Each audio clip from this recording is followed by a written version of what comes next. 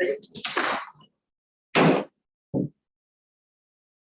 regular city council meeting for Thursday, October 13th is.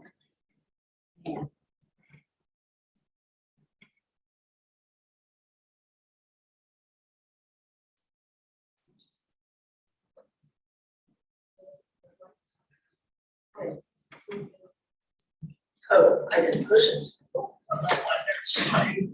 Wasn't you? The city council meeting for Thursday, October 13th, 2022 is called to order. Take the roll call, please. Councilmember White isn't present. Councilmember Sim, Present. Councilmember Russo, not present. Vice Mayor Ackerman, present. Mayor Kleinfelder. Here. Thank you. Councilmember Sim, could you lead us in the Pledge of Allegiance this evening? I pledge allegiance to the flag of the United States of America, to the republic which stands one nation under God, indivisible, with liberty and justice for all.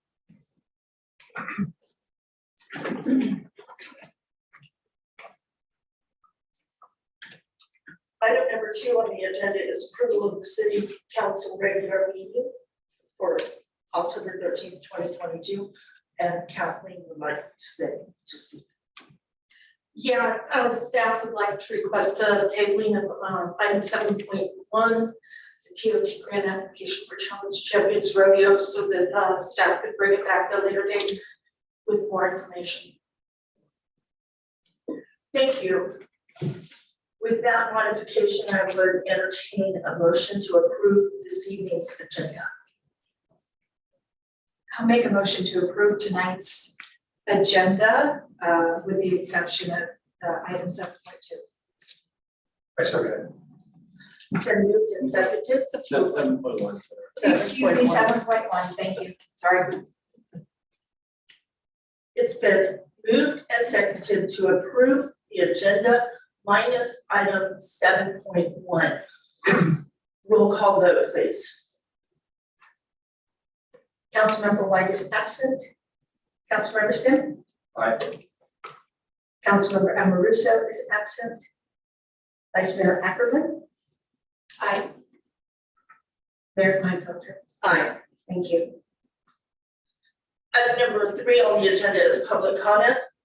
Under Government Code Section 549.54.3, citizens wishing to address the council for any matter not on the agenda may do so at this time by completing and submitting a speaker submittal form to the city clerk or following the COVID-19 advisory instructions noted on the first page of this agenda. Speakers will be called by the mayor at the point on the agenda when the item will be heard. Speakers are encouraged to keep comments to 3 minutes or less and to please state their name and community of residence, but doing so is not required.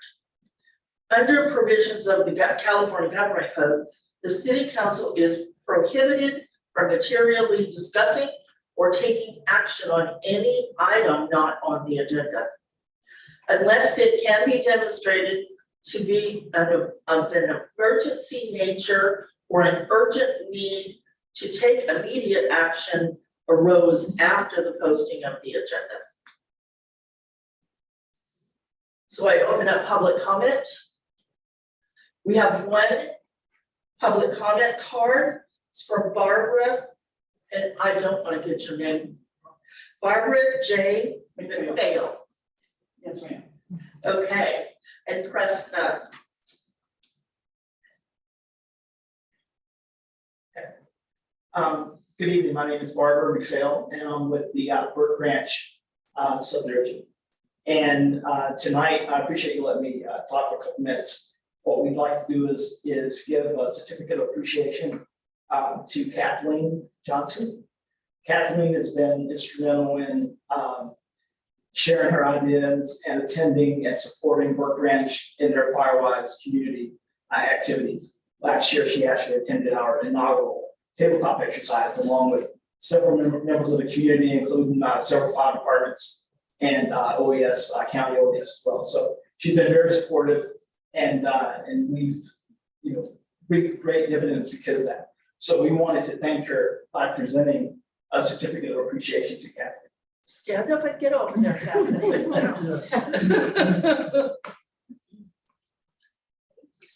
Always welcome. Thank you, Dana. And it says, certificate of appreciation presented to Kathleen Johnson, City of Plymouth, for your participation in the inaugural Burke Ranch Firewise USA informational tabletop exercise. Your dedication and commitment to community information and preparation is exceptional. Thank you so much.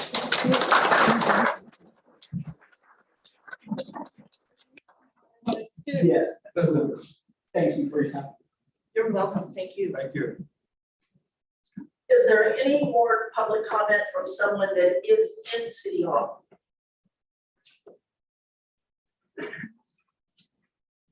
Don't you do it. Is there anyone that would like to speak under public comment on Zoom? Please push *9 to wave your hand.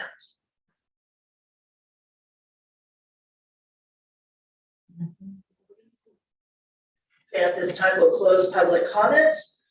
Item number 4 on the agenda is a presentation from Caltrans. Sam Shepherd, Sure.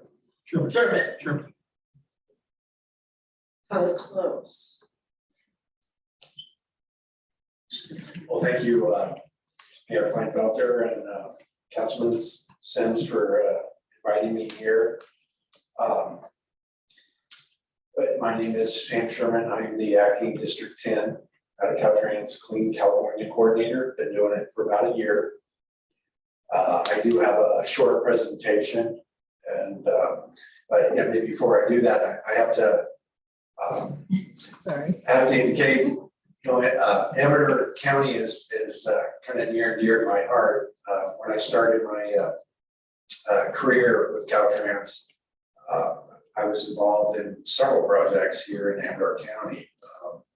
One in particular, the Sutter Creek Bypass, was one of my projects that I managed through the project approval process, and I redesigned personally the last part of it. I moved away when they actually did the construction, and I was invited to the ribbon cut and ceremony. But I had done some other projects in Jackson. So I really enjoy Amador County. And so when the opportunity to put forward a project for Clean California, I was excited to kind of participate and gather some input on that. The presentation I have for you is very similar to one that I did last week at the Amador County Transportation Commission.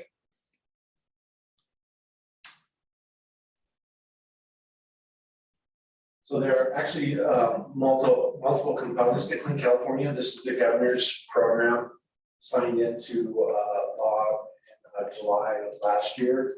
So we've been at it, as I mentioned, over a year. One of the major components that we have is, I'll read them off. So 4 goals identified: reduce the amount of waste and debris within public rights of way, tribal lands, pathway, parks, transit centers, and other public spaces. Enhance, rehabilitate, restore, and install measures to beautify and improve public spaces. Enhance public health, cultural connection, and community placemaking by improving public spacings for walking and recreation. And you'll see how these goals are served by this project that we've proposed in partnership with the City of Plymouth. And advance equity for underserved communities. Number 1, reduce the amount of waste and debris. That is one of the largest components of Clean California, so we're actively involved in that. And I'll do a little follow-up to this project, a little advertise to hopefully do a dump day or something like that. I've already reached out to your, I think his name is Jeff Gardner. He's your solid waste division leader for the county. So that's, we do updates, but we've achieved our 1 million cubic yard of debris removal from state highways just here recently in the last couple of weeks. And in District 10, we serve 8 counties. We've removed about 43,000 cubic yards last year of debris. And that's a lot of different ways. So we're trying to get communities more involved, and there's going to be some more public education on that. So this is the Clean California. The goals for the program itself.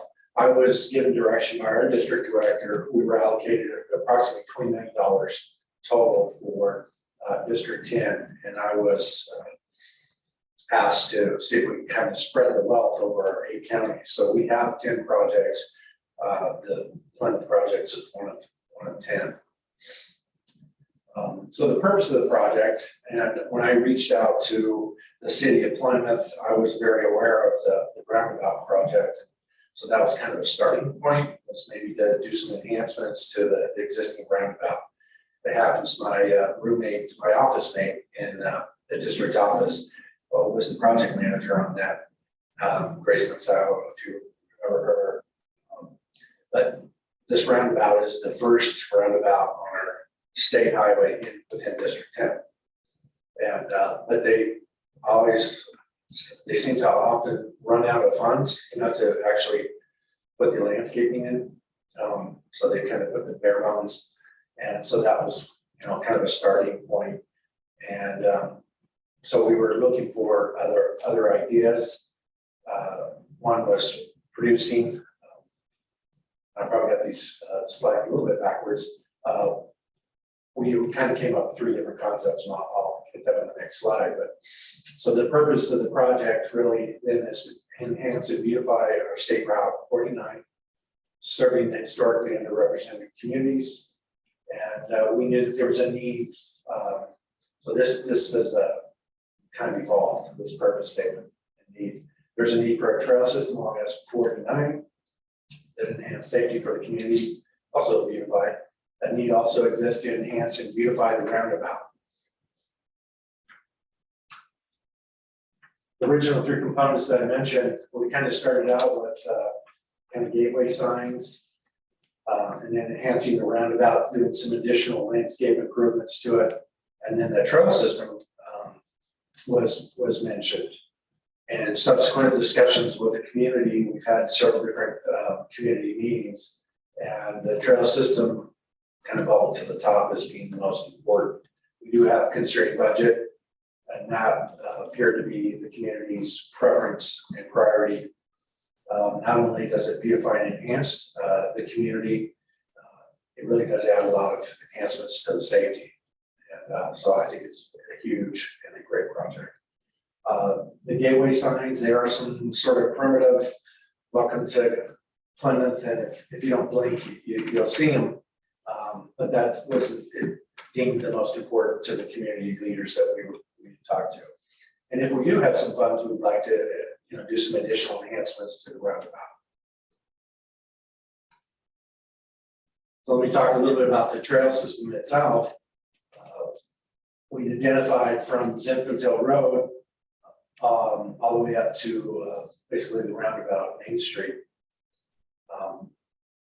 The topography and some of the environmental concerns don't lend itself to have the trail system all completely on one side of the road. So we do need to cross. Originally, we had it down at kind of Empire Street. You'll see down there, or the kind of the intersection. I think that's Empire. Was kind of our original crossing point. Through discussions, we invited the representatives from the Veterans Park, and so we talked a little bit more about their proposal for enhancements to Veterans Park, and it seemed like it would be really a good idea. We could extend on the west side, extend that up a little farther north, so it'll attach to the proposed pathways within the Veterans Park. That would be a great point to then cross over on the other side. Additionally, crossing right at that intersection is such a mess. It seemed a little better, maybe more of a mid-block would be better suited for crossing. And then continue along the east side, all the way up to Main Street. And this was proposed as a class 1 bikeway, meaning it's really a shared path. Well, it's wide enough for pedestrians and bicyclists to utilize it. And it can be kind of meandering. We have limited right of way, it's approximately, and my next slide is, we had some delays, getting this put together. I had to bring on a consultant. It took me a little bit of time. So there was quite a few months delay trying to get somebody that could help me put this together. So right now we're proposing approximately a 10-foot or proposing a 10-foot path. And I believe we have 80 feet of right of way through that area. So 8 feet, so 40 feet from the center line or the double yellow to our right of way line. That's what we're trying to establish. And I know I had a question a little earlier, if I had some survey crews out there, and yes, we did. They've done some surveys in the past for some culverts, so they were just keep filling in the gaps with some surveys, and should get that to our designer. But he drew this up. We do have some environmental concerns along the route, particularly in front of the 49er. Is it 49er Village? Correct. And it's kind of a man-made riparian area. It's that culvert there. Nonetheless, it meets the definition for a riparian area, and it takes a considerable amount of time to get permits for that. Your 1600, your 401, your 400s, and we don't really have that built into our schedule. But we do have a plan how we will address that. The crossing itself is a big concern, and I understand people just kind of run for their lives, and cross the border of school children, and probably have some very quick children on their feet.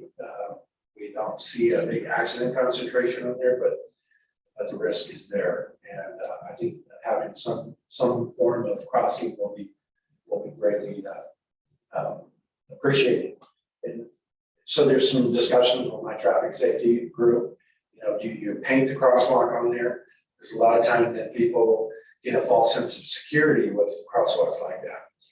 They feel like they're in an invisible force field, and they just walk out there. And it's fairly high speed. We don't like to do pedestrian crossings, and I know it's 40 signed just north of that, but folks, they drive at a pretty good clip. So we're going to be talking about mitigation measures, whether it's rapid flashing beacon signs that can be activated.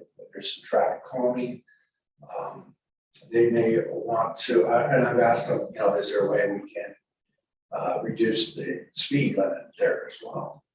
That may be a consideration, especially after, I think it was AB, I say 43 that was passed last year, that allows a little more flexibility for traffic engineers to apply lower speeds. Right now, the methodology is to use the 85th percentile, just kind of based on the natural speed that people drive and the assumptions that people drive at a safe speed.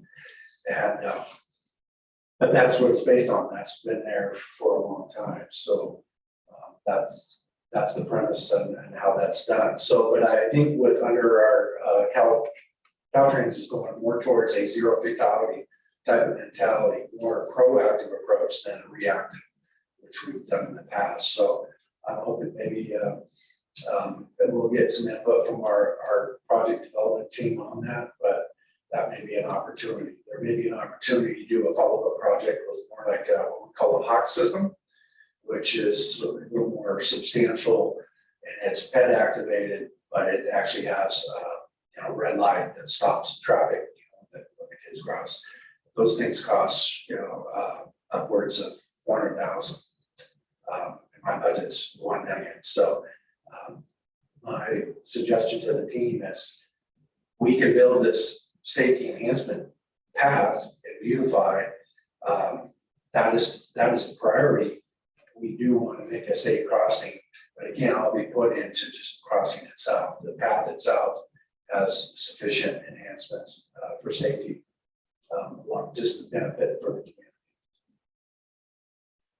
I don't know what, yeah. Sam, is there any way to warn the traffic before they get to the crosswalk or whatever that ends up being? That this is, you're approaching this space without spending a zillion dollars doing it. Correct. Well, that's a little bit with the rapid flashing beacon, and FHWA has approved those. They're normally not used in real high-speed conditions, but that is one way that once you activate the signs, they flash and get your attention. But there are other some traffic calming things where you put like rumble strips out there, different markings. You can have other flashing beacons. If it's a constant, and this is my theory, well, Caltrans, it seems like they always just have the flashing beacons warning of a signal, but it's always on 24/7, and people, it becomes numb. I'd like to see it a little more activated. In other states that I work, that's how they approached it. But yeah, so we're going to be looking at those things. Well, you know, we have some time through the design process to try to narrow that down and fine tune our design. But I think initially we won't be able to put a pedestrian over crossing or a hawk system. My approach is, you know, using good engineering judgment and, you know, financial discernment. We can put in the best facility we can and try to balance it out. I think that the priority really is to try to get the path in as far as we can. You'll notice, right, Greg mentioned the 49er Village. There's a kind of a environmentally sensitive area there.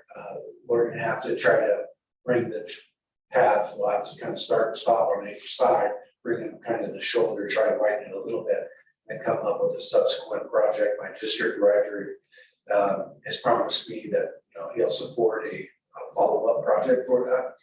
And I do have so these are some examples of some pedestrian bridges, and it would be context sensitive, and you know, be kind of a rusty color. They can naturally rust, or you could put a patina stain on those. Anyway, these are ones I think I pulled out of like the U.S. Parks guidelines, and you can have pre-manufactured, and even the abutments themselves could be pre-cast, dropped in place, and it can be what we call an accelerated bridge construction. This is over that one rust-bin area we were talking about. The tulips growing out. We just bridge right over it. It was really my concept. We really don't want to fill it in. Exactly. Anyway, these are some ideas that I would do as a follow-up project. I have one question. For quite a few of the things you talk about, some landscaping and so forth. What kind of landscaping do you think that's appropriate for a bike trail? Is there something that's going to happen there, or is that later on? I haven't really got that far in talking to our landscape folks on that. I think we, at this time in our era with the drought and stuff, we discourage a little bit of in terms of vegetation. Vegetation is really good.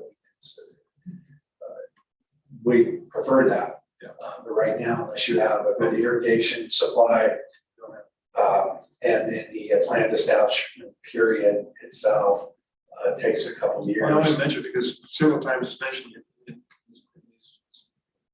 in the drawings about landscape. But yeah, with you, water is an issue, and money is a big issue in this project. Yeah, so we could put in some drought tolerant type plants and more hardscapes and gravel and colored gravel and stuff, and make it look really nice. I briefly want to mention that the roundabout enhancement, and this was a picture taken, I think, by your prior city manager before he left, and he provided this one to me. Talking with our leadership group here within the city of Plymouth, they mentioned kind of three themes that they wanted to weave into this enhancement, and one was that to address the history or Native Americans and kind of the recreational industry of Plymouth area. And so this was a concept that our landscape architect came up with. I don't have a lot of details. I wish he was here to share that a little bit more, but those three themes are woven into this particular concept. And it's fairly low profile. We don't like to, our roundabouts themselves, they're not supposed to have big sculptures or anything in the middle. I know they do down that Twin Cities Road down here in Gall, but there are some sight distance, and you really want people to be able to see all the vehicular traffic as they approach. And if we have money, I would like to try to incorporate something with a blessing from the city.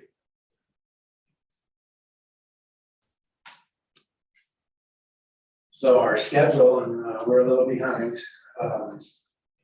but my theory as a project manager is to, we want to do things right. So even if I have to slip the schedule a little, we want to make sure we make the right decisions and make sure community engagement's an important piece. That's one of our key phases. That's really kind of where we're at right now. Met with the community on several occasions. I have environmental clearance for it, ready to go. And so we're kind of moving now into more concepts for this, which we have, and we're waiting for surveys, and then we can get some final design, and we'll bring it back to the committee. I think at our last meeting, we talked about doing a public open house or something to kind of present so the community sees and hear what we're doing. Yeah, so we would start next year, probably summertime, to construct this, and should be done by the end of the year, calendar year.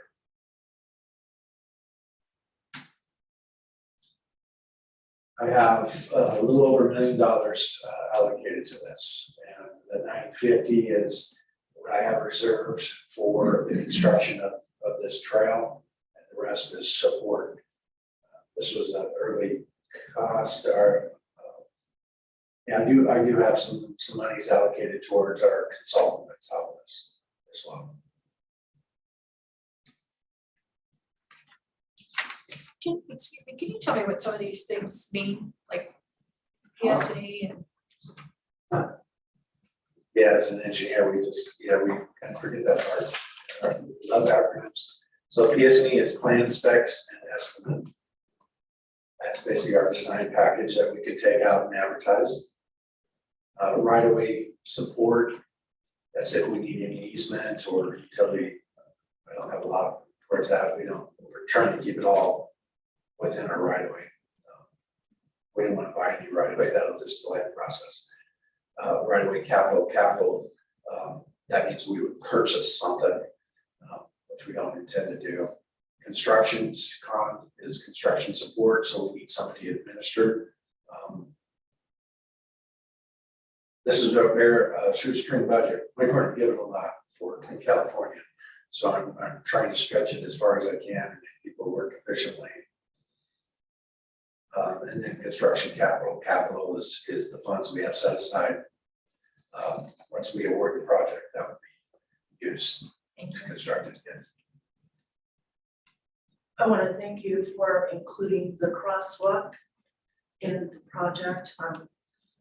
I've been working on a crosswalk, so our chicken flat was connected to the rest of town for about 25 years, asking for it. But if crosswalks on highways had become a thing of the past, and for over a decade, Caltrans really resisted putting any of them in. But we definitely have this issue because we have school children up there. So just that part of the project is important too. Yes. So, and then But you see what our kind of dilemma is. Once you put crosswalk markings out there, it provides a false sense of security. Right. And whereas you're dispersing a lot of the pedestrians to cross, but they're doing it at their own risk. well, I like the traffic calming, the slowing the traffic speed down for maybe a quarter mile before the crosswalk and a quarter mile after. Well, I would certainly slow it down a Yeah. quarter mile before all the way into town. Yeah, all the way, because we don't want people speeding through our town anyway, that we want them to stop and spend money. So, and then the other thing I wanted to mention is that when we got the funding for what is now considered Veterans Park, it was a State Transportation Commission T project. Okay, right. Part of that was in that contract, it says that Caltrans has a right of way. That was part of the deal for us receiving the funds to purchase this property, is that Caltrans would have the right to a certain amount of it if they ever need it. I see, okay. So we can all go and dig those documents out. Okay. So what I hear is that the city council supports, slowing the speed down. If it comes to that. I would support slowing the speed down anyway, because if it says 40, they're doing 55. Yes. Right. So, I think we have a good partnership with the Veterans Park Committee, and we listened to them and adjusted our design a little bit to kind of match what their plans are. and I think the combination of the two things, the slowing the speed down and the crosswalk, would be a better fit than just one or the other. Right. Okay. I'm gonna work on it. Thank you. That's really what I had for my presentation. I don't know if there was any other questions. Do you think this program will take off again in the future? Something similar? Or do you think this is it? No, that's a great question. There was another component I did mention, that was our local grant. And there was call out, I think those were due February 1st of last year. I want to say we received over 170 from local agencies. District 10, only 6 were awarded out of that. But that sounds like they're going to allocate another 100 million towards a local grant, so that there may be some funds out there. I'll certainly let you know. It's pretty tough competition. I'm sorry, how much? 100 million for that. No, how much was allocated to your district? Well, there were 6 projects, and I can't remember the amounts total in there, but there was around 200. I want to say 296 million allocated to the Totally. local grant that was allocated statewide. Right. Yeah. And with the beautification, this is part of the beautification projects that within the state right of way, whereas the other one can be used off system or off the state right of way, the local grants. So I want to ask if there's anyone in the public in City Hall tonight, if they have any questions. And then I want to ask anyone on Zoom, if they have any questions, please press *9 to wave your hand. We have one Okay. person, Joyce.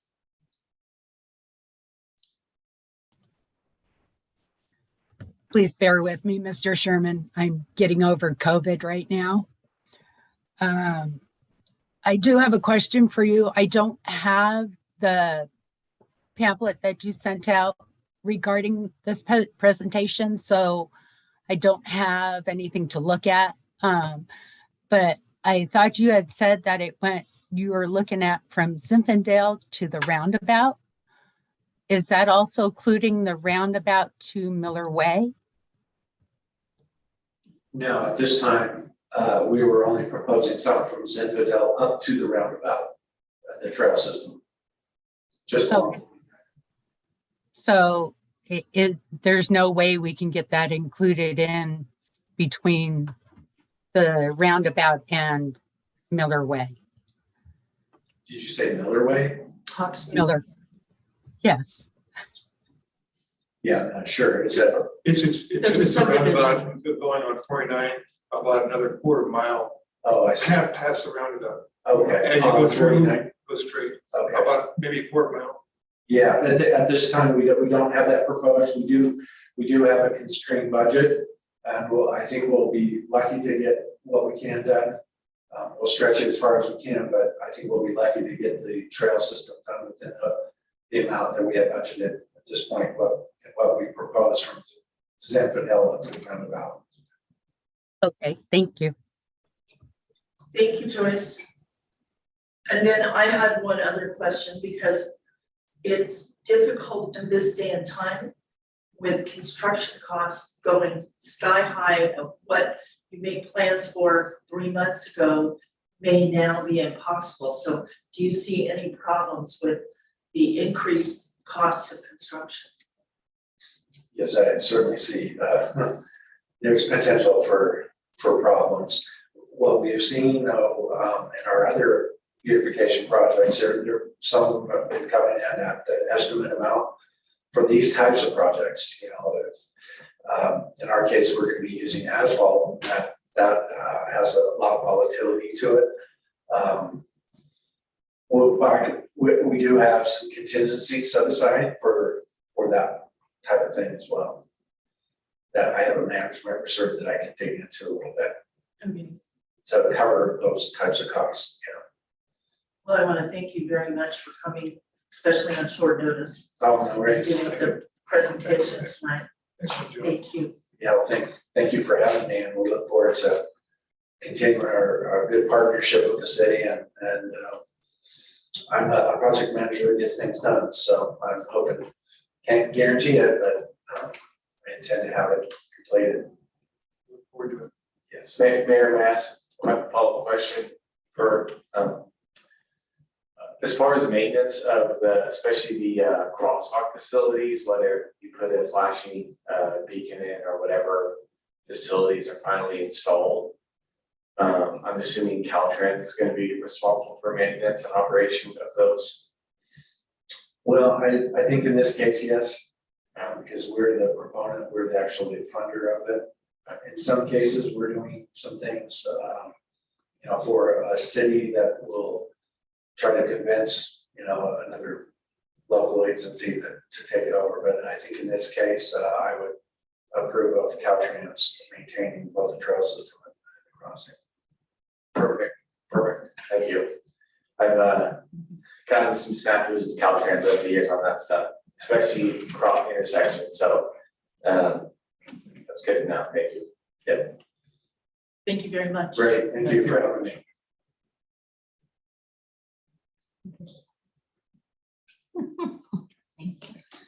Item number 5 on the agenda this evening is the consent calendar items. I would entertain the motion.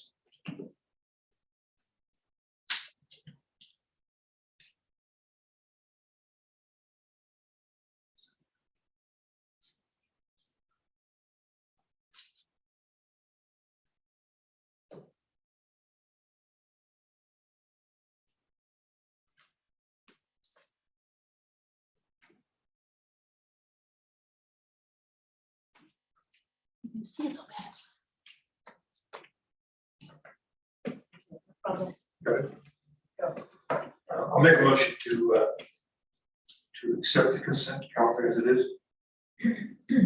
In number.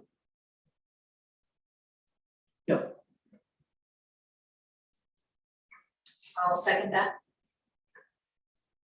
It has been moved and seconded to approve the consent calendar as presented this evening. Roll call vote, please. Councilmember White is absent. Councilmember Stitter. Aye. Councilmember Amoruso is absent. Vice Mayor Eklund. Aye. Mayor Kleinfelder. Aye. Thank you. Item number 6 on the agenda this evening is a public hearing.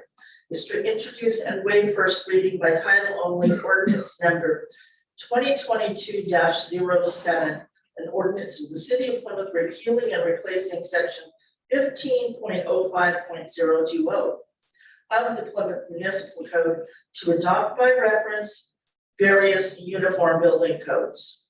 Do I need to read all of it? You don't have to read all of it now, but we will have to do it if we want to waive it by reading the title when we pass the motion. And the state law requires all of these codes to be in this. Okay. So unfortunately, it's what's required, but you don't have to read it all now. I can read it all now, it makes the motion easier. Sure. Yeah, as long as it's read once, then we don't have to read the balance of the ordinance. Okay. So including the 2022 California Building Code based on the 2021 International Building Code, the 2022 California Electrical Code based on the 2020 National Electrical Code, the 2022 California Mechanical Code based on the 2021 Uniform Building Mechanical Code, the 2022 California Plumbing Code based on the, there's a typo, 2021 Uniform Plumbing Code, the 2022 California Fire Code, the 2022 California Energy Code, the 2022 California Historic Code, the 2022 California Residential Code based on the 2021 International Residential Code, and the 2022 California Existing Building Code based on the 2021 International Existing Building Code, the 2022 California Green Building Code, the 2022 California Administrative Code, and the 2022 California Reference Standards Code. Open the public hearing now. Now, Fred? Yes. Yes. So at this time, we are opening a public hearing. Would anyone like to speak or ask any questions on all those things I just said?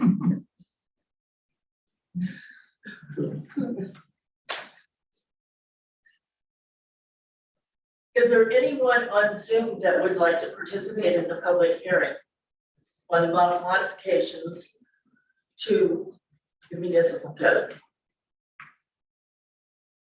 No raised hands. At this time, we'll close the public hearing. Are there any comments from the council before we move on?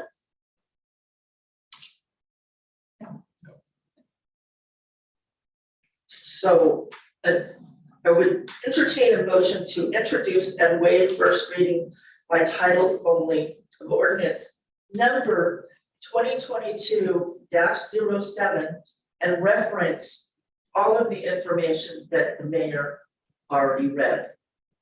How's that, Frank? That's perfect. If you're gonna incorporate by reference, the long title that incorporates everything by reference. Okay. Got it.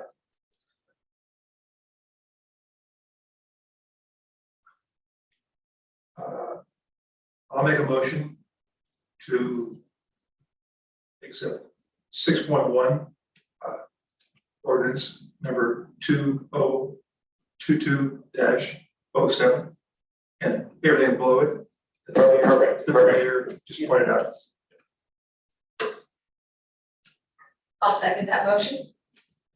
It's been moved and seconded to introduce and waive first reading by title only of ordinance number 2022-07. Roll call vote, please.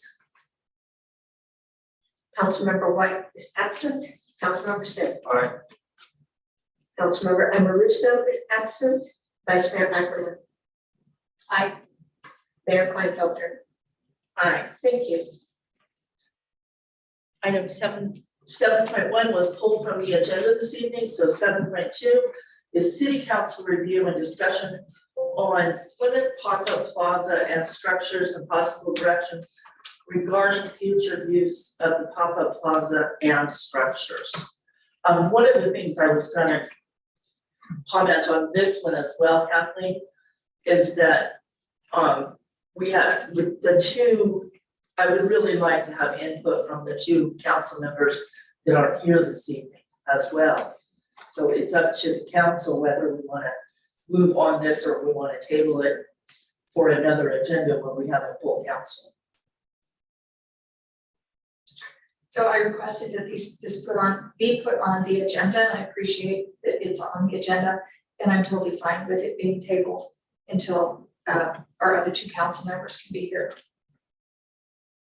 I agree. Okay, we will.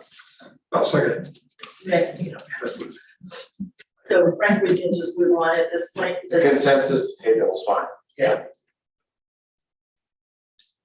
So item number 8 on the agenda is council staff communications. City managers report, this is always fun.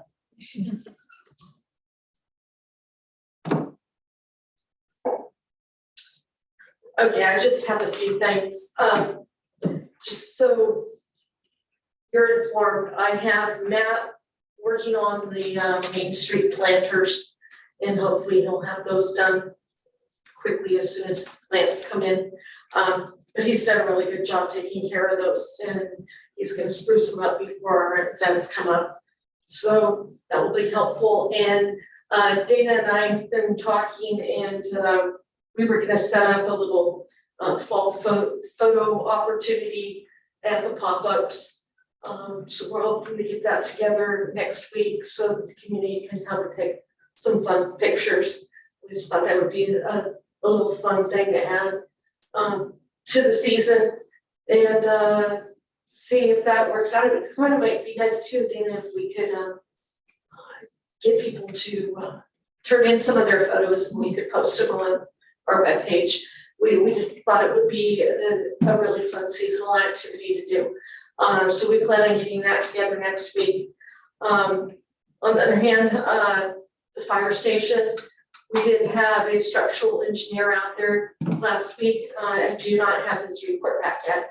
But we are looking at some repairs that are gonna be beyond public works ability. But I will get back to you more on that after we actually get the official report back as to what all needs to be done over there.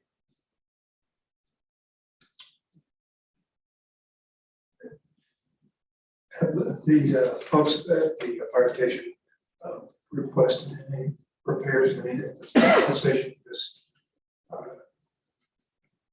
Vice Mayor and I both went over and talked to them a couple weeks ago, and apparently they have never put in a request for repairs for at least 10 years. I think they need to do that. I mean, I didn't realize we sent engineers over last week. We did, and I will. At their request, or was it just? At my request.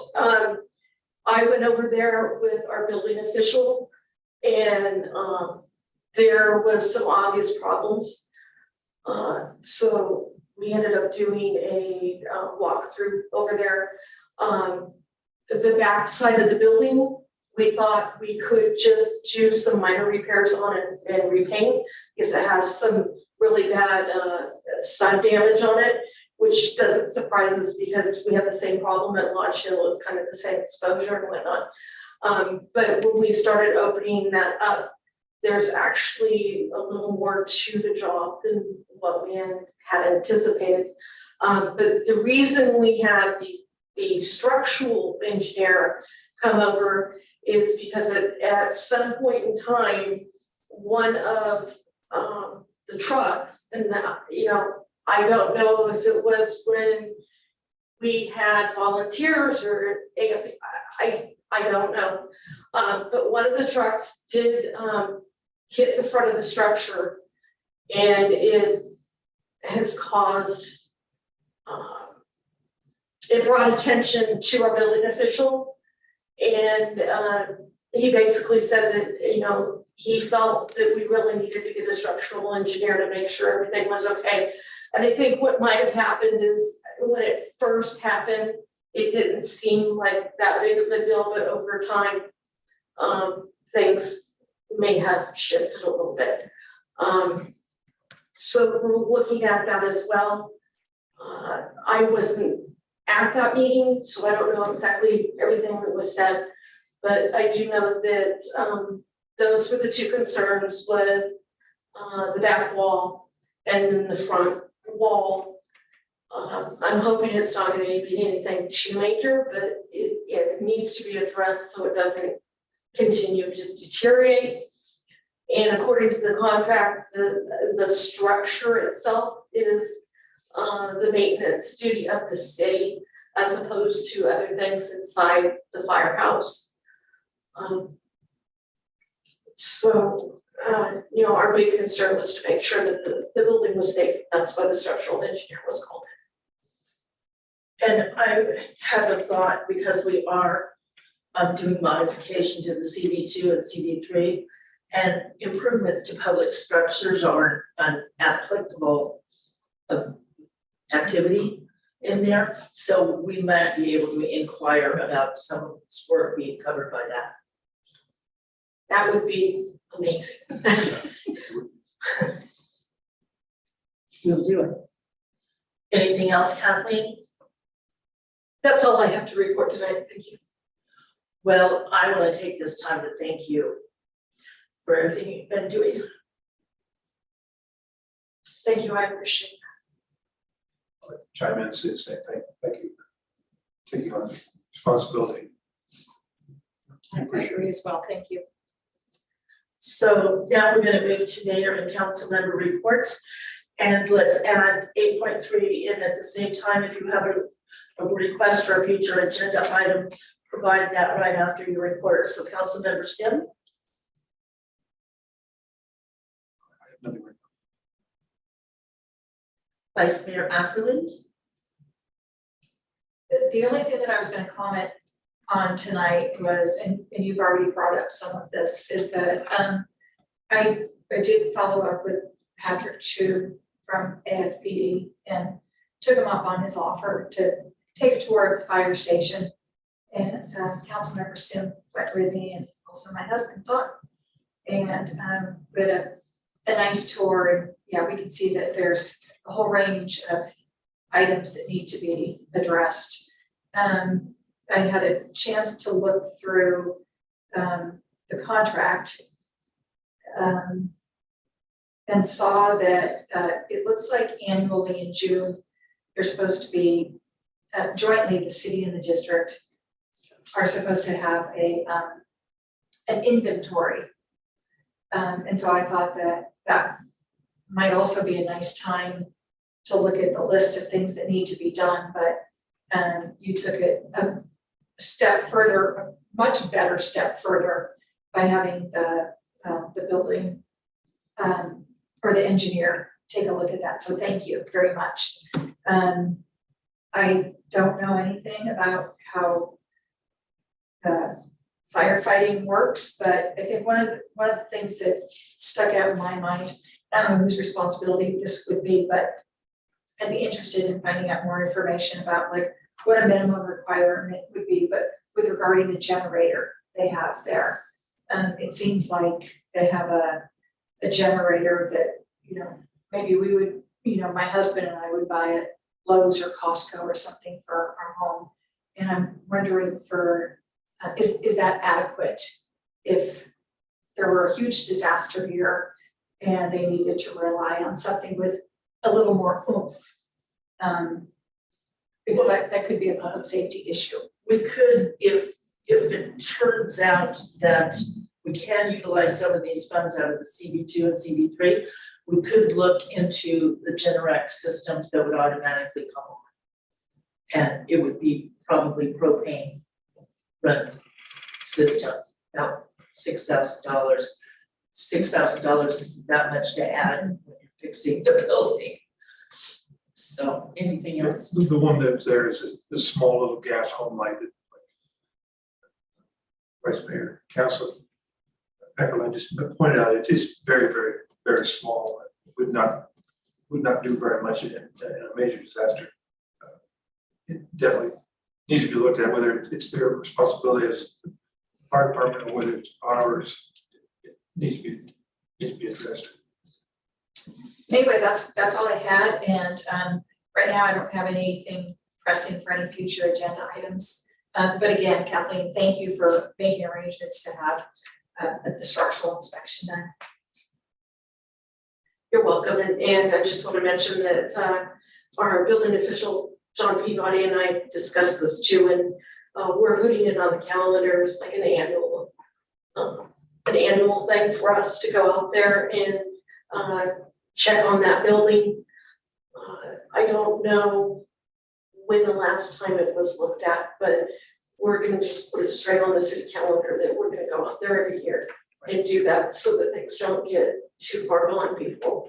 We realize it needs help. Well, that's what go ahead. Mary. I forgot to mention, I'm glad you brought that up, Kathleen, somewhere in the contract, it does say that the district, so AFPD is, required to do, regular, inspections of maintenance items. And, so again, it just seems like a good time. If there's an annual inventory that needs to be done, maybe those could be done at the same time, I don't know. But again, to have these things put in writing, I think it'd be really helpful. The one thing I want to point out too is, it's really important that we have the building official, because a lot of things, in our conversations with the fire department and all, it's all in good intentions. But the fact is we need somebody who actually has the expertise to determine what is a real structural problem and what is not. So, you know, actually having the building official go through there with me was of great help. And he was really able to clarify what was maybe an easy fix, what was a concern that need to be looked into more, and what was really something that was not to code or to code. Because as laymen, you know, we don't necessarily have the experience and the knowledge to determine those things. So I really think that we need to do the walkthrough every year with our building official. Thank you, because that's one of the things I was going to mention, is that the contract clearly says under 500, they do it, over 500, the city does it, the city owns the building, but unless we're doing those inspections, we end up with this deferred maintenance situation that always costs more. So we need to address it. It's our building, it's our responsibility. Just like this one is our responsibility, we're gonna do one thing at a time when we can. For my report, it looks like I may be representing our division of our district in the division Central Sac Valley League of California Cities. They have 50 cities in the division. It's a huge division. So I would be representing our area on the League of California, our division board. So What do you mean when you say our area? they have, because it's such a huge division, they have it segregated into 3 or 4 smaller subsets. So they have representatives from each of those areas on the board. So you'd be over old. Plus Yeah. different cities. So that will be exciting, and well, some of the issues I always have is how do we further the cause of rural California? Yeah. And especially with the League of California Cities, and this is an opportunity to showcase that things are different here than in a city of 300,000 people. And we have our own needs, and they're just as important. So those are some of the things that are really important to me.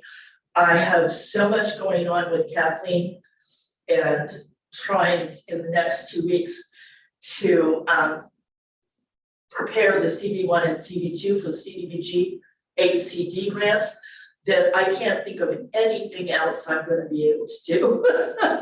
So I don't have any agenda items either, but thank you. How you're doing that. I have another question. About representing the area with the League of California Cities. You said you might have the opportunity. When will you know? They had a meeting, they were supposed to call me, I talked to 3 people today and they said, Charlie didn't call you? It's that kind of thing. I didn't want to say for sure, but they have had the meeting. Yeah, I think that's fantastic. Thank you. Yeah, so keep us posted when it becomes official. Yes. So it also goes back to one of those things that when you know people, when you've been doing this for a very long time, you get the calls. Yeah, if somebody says to someone else, oh, I know someone, when they had an opening and a need. So it's, you know, and that's one of the things that's important about this too, is keeping all of our doors open. Keep Sacramento relationships, all of these relationships need to be enhanced and not ignored. And that's how we get people's attention, little old Plymouth. So that's all I have, and this meeting is now adjourned.